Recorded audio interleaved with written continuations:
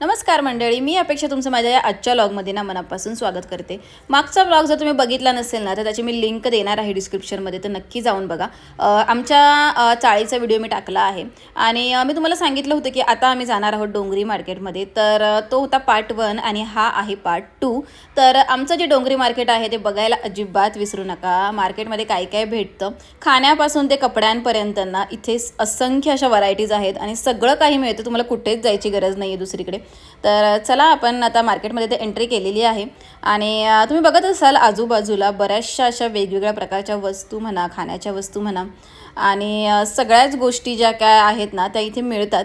मंडळी लहानपणी ना मम्मीसोबत म्हणजे अक्षरशः ना लग्न होईपर्यंत ना मम्मीसोबत मार्केटला मी येत होते, पण भाजी घेण्यासाठी नव्हे तर असंच काहीतरी घेण्यासाठी आणि चला काहीतरी आपण शॉपिंग करूया वगैरे असं त्यासाठी यायचे। आणि एवढा म्हणजे बऱ्याच मम्मीसोबत मी मार्केटला यायची, पण भाजीचा मला भसुद्धा कळत नव्हता खरं सांगते। लग्न झाल्याच्या नंतर ना कोणती भाजी घ्यायची किंवा ती किती घ्यायची आणि किती प्रमाणात घ्यायची हे मला कळायला लागलं, पण त्याच्या आधी खरं सांगते काहीच कळत नव्हतं। चला असो, सगळ्यांच्या बाबतीत मे बी असंच असेल, लग्नाच्या आधी खूप लाईफ डिफरंट असते आणि लग्नाच्या नंतर फार डिफरंट असते। मी जेव्हा कधी आता पण मुंबईला जाते ना त्यावेळेस डोंगरी मार्केटला एखादी तरी चक्कर टाकते म्हणजे टाकतेच। कारण काय होतं ना की त्यावेळेसच्या त्या आठवणी वगैरे सुद्धा ताज्या होतात आणि अशा घरातल्या छोट्या मोठ्या ज्या वस्तू आपल्याला लागत असतात ना तर त्यासुद्धा घेते मी। कारण काय होतं की कुठेतरी लांब वगैरे जाण्यापेक्षा आपल्या मार्केटमध्ये सगळ्या गोष्टी अवेलेबल आहेत, तर मग कशाला कुठे लांब जायचं ना, इथेच सगळं जे काय आहे ते मिळतं। आणि मंडळी तुम्हाला एक गोष्ट सांगते, लहानपणी ना मम्मीने आमची एक भाजी करायची, तर त्या भाजीचं नाव आहे मेथीची भाजी। पण बारीक जी मेथीची भाजी असते ना ती बारीक जुडी त्याला म्हणतात, तर ती खरंच खूप टेस्टी लागते आणि ती पुण्याला तर भेटत नाही, पण ती फक्त मुंबईलाच मिळते। आणि बारीक मेथीची भाजी ना खरंच खूप छान कांदा टोमॅटो वगैरे लसूण वगैरे घालून खूप छान लागते।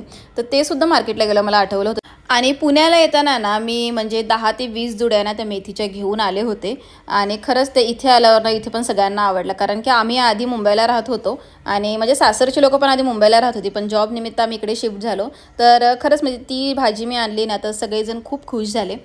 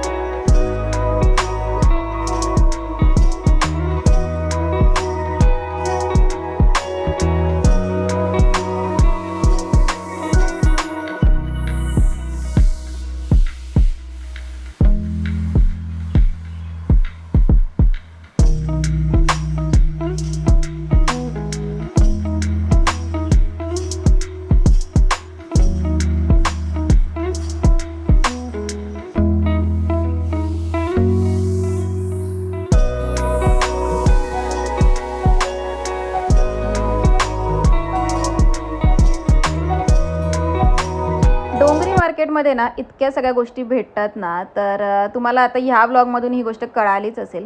आणि आता ना मला जायचं होतं भुलेश्वरला, तर तिकडची ना एक खास गोष्ट मला तुम्हाला दाखवायची आहे। तर तुम्ही जो व्लॉग आहे ना तो शेवटपर्यंत बघा, अजिबात स्किप करू नका। चला मंडळी आता आपण जाऊया भुलेश्वरला। भुलेश्वरला गेल्याच्या नंतर ना सगळ्यात आधी मी दर्शन घेतलं ते मुंबईच्या मुंबादेवीचं आणि खरंच खूप छान आणि प्रसन्न वाटलं मला तिकडे जाऊन। आणि त्यानंतर मी गेले शॉपिंगसाठी, पण त्याआधी ना मी खाल्ला होता खिचिया पापड। मंडळी मी जेव्हा केव्हा मुंबईला जाते ना त्यावेळेस खिचिया पापड खाते म्हणजे खातेच, कारण की दुसरं कोणतं तरी जंक फूड किंवा तेलकट खाण्यापेक्षा ना हे जे फूड आहे ना ते खरंच एकदम टेस्टी आणि तेवढंच ना मला असं वाटतं आपल्या शरीरासाठी सुद्धा लाभदायक आहे। कारण ना ह्यामध्ये ना सगळ्या भाज्या वापरल्या गेल्यात आणि त्याचबरोबर ना कोणत्याही प्रकारचं ना तेलकटपणा नाही आहे किंवा असं नाही आहे की नाही का जंक फूड वगैरे, एकदम टेस्टी आहे। आणि मुंबईला गेल्याच्या नंतर ना मला असं वाटतं तुम्ही सुद्धा एकदा नक्की ट्राय करा। चला तर आपण बघूया स्टार्टिंगपासून की खिचिया पापड नेमका कसा बनवला जातो ते। काकडी, कांदा, टॅमॅटो आणि बऱ्याच प्रकारच्या चटण्या, लिंबू ह्याने इतकं सुंदर हा लागतो म्हणून सांगू तुम्हाला पापड। आणि आता ना हा बघा, हा आहे आपला पापड। सगळ्यात आधी ना हा पापड कोळशाच्या निखाऱ्यांवर भाजला जातो। तुम्ही विचार करा मंडळी, हा कोळशाच्या निखाऱ्यावर भाजणारा पापड किती टेस्टी लागत असेल। आणि त्याच्यानंतर ना हा पापड ना छानपैकी दोन्ही बाजूनी ना रोस्ट करून घेतात आणि छानपैकी हा भाजून झाल्याच्या नंतर आता मी भाऊंना सांगितलं होतं की माझा जो पापड आहे ना तो छान रोस्ट करून द्या आणि त्याच्यामुळे त्याने खूप जास्त वेळ लावला आणि त्याच्यानंतर ना हा प्लेटमध्ये ठेवला जातो। मंडळी, प्लेटमध्ये ठेवल्याच्या नंतर ना छानपैकी त्याला बटर लावलं जातं, जे की मुंबईकरांचं खूप फेवरेट आहे, चीज आणि बटर। आणि त्याच्यानंतर ना जे तुकडे केले जातात कारण आपल्याला प्रॉपर खाता येईल आणि त्यानंतर ना त्याच्यावर सगळे इन्ग्रेडियंट्स म्हणजे त्यांचे जे सिक्रेट मसाले आहेत ते टाकले जातात, कांदा, टॅमॅटो आणि त्याचबरोबर ना छानपैकी असं लिंबू पिळला जातो।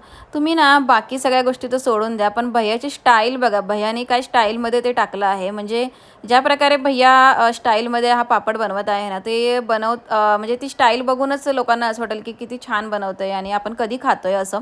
आणि सगळ्या ज्या चटण्या आहेत त्या पण एकदम टेस्टी होत्या। तुम्ही एक्स्ट्रा चटणीसुद्धा घेऊ शकता पापडासोबत खायला। छानपैकी लिंबू पिळलं जातं आणि त्याच्यावर शेव टाकली जाते आणि त्याच्यावर तिखट डाळ टाकतात आणि त्याच्यानंतर ना ते कस्टमरला खाण्यासाठी देतात। आणि मंडळी, हा जो पापड आहे ना, तुम्ही जर एकदा खाल्ला ना तर तुम्हाला 4-5 तास काही भूक लागत नाही। म्हणजे 2 माणसांसाठी हा सफिशियंट आहे, पण मी एकटीने हा पूर्ण संपवला होता। आणि चला, व्लॉग इथेच एंड करते। जर तुम्हाला माझे व्लॉग बघायला आवडत असेल तर चॅनलला सबस्क्राईब करायला विसरू नका। तोपर्यंत बाय बाय।